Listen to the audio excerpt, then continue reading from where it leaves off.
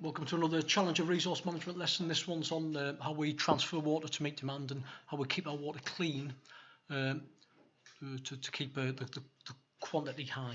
Okay, so a little review activity here. What issues are there between water supply and water demand on the maps? And just remember, we said that the west and the north of the country and the upland areas get more rainfall than the eastern areas, and the southern eastern areas in particular get the least amount of rainfall. So we have got an uneven distribution of water supply across the country, and then most people live in that corridor there between Liverpool through Leeds, running down through Birmingham, down to London and the southeast. Okay, so more people live in there than live outside of it. So we've got a high density area of population, okay, in areas not necessarily where there's a great deal of rainfall, and so we've got water supply and water demand issues. So this second lesson does focus on how we match water supply and demand, and what's done to maintain water quality and manage the pollution of our water. Okay, so you've got a little map here, some of the major settlements in the UK, and then the dots represent major reservoirs, and the arrows you can see there, most major reservoirs transfer water locally. They don't travel massive distances, they travel shortish distances to the nearest major urban areas. So you've got places like Crossfell and so on, and Cowgreen that transfer into Middlesbrough. You've got Kielder water that transfers down into Newcastle together with Derwent water and so on, and there are others around the country. There are proposals in for pumping stations to move water over much bigger distances. Okay, so there's even one that's proposing to move water from Kielder all the way down into London reservoirs for population in the south, in the southeast of the United Kingdom. And obviously that requires a lot of energy. The water quality will degrade. It'll pick up minerals and other pollutants on its way down. So there are big issues around water transfer and whether we should actually be doing that. A local scheme to where I live is the Kielder Water Scheme. The Kielder Water dams the North Tyne. Okay, it's in an upland area in Northumberland with over 1,700 millimetres of water per year. The water's used in Newcastle upon Tyne and other big cities in the northeast where there's under 700 millimetres of rainfall for year. So it is a backup reservoir for this reservoir here, the Derwent reservoir, which comes from the south of Newcastle. Okay, the reason why it's needed is evident on the graph. Where Kielder water is, there's a huge amount of rainfall. Okay, so we can gather that up behind a big dam. Whereas in Newcastle upon Tyne, there's far less rainfall and lots of people living. There you can see the actual dam.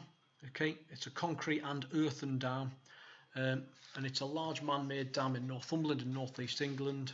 It flooded the Kielder Burn, and when they built this, it flooded the river valley underneath, which comes from a Nordic word meaning violent water. Okay, it's the largest artificial lake in the United Kingdom, and it's surrounded by the largest man-made woodland in Europe. Okay, that was planned and designed in the 1960s to help the northeast industrial economy, but over time the traditional heavy industry in places like Teesside and Newcastle and Sunderland declined, so the water wasn't necessarily needed for that. So it was criticised as a bit of a white elephant, something that wasn't needed. However, it does protect water supplies in the northeast, so it has been a reasonably successful scheme over time. And just to give you an idea of scale, this was under construction. You can see these diggers and there's a jeep down there. Absolutely huge area flooded by that reservoir. And this will also give you an idea of scale. You can see the CBD and some of the major districts in Newcastle. The lake would swamp most of Newcastle.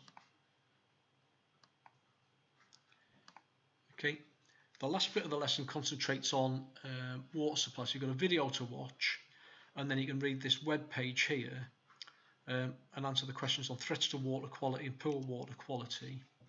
We'll take a quick look at that page. Okay, so you've got the water transfer stuff here. Okay, there's the water transfer schemes there, and then on water quality, that's important as well because we have got lots of Sources of pollution in the UK, including farm runoff, depicts of chemical pesticides and insecticides. There's historical waste under the ground, okay, old mine workings, industrial sites.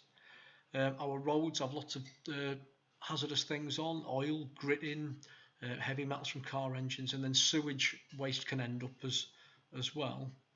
And that's bad because it can poison our water supply. It can cause eutrophication, where plants grow in the water and take up the oxygen. Diseases can spread if you've got sewage water in, and so on. So we do try and clean our water, and you can see that on this video here, the process for cleaning water. All right.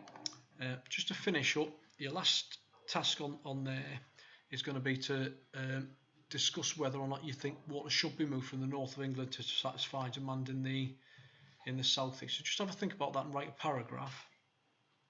And there is a worksheet for this topic as well.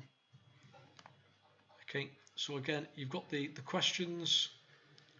You can type things in there.